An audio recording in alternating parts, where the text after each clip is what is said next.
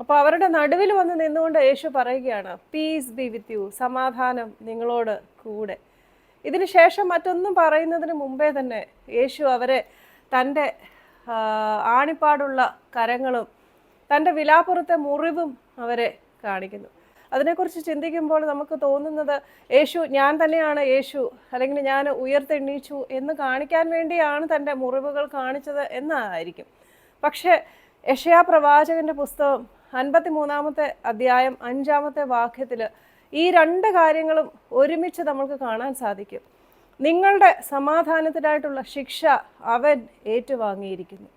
നിങ്ങളുടെ സമാധാനത്തിനായിട്ടുള്ള ശിക്ഷ അവൻ ഏറ്റുവാങ്ങിയിരിക്കുന്നു, അല്ലെങ്കിൽ അവൻ്റെ മേൽ വീണിരിക്കുന്നു. The chastisement for your peace fell upon him എന്നാണ്.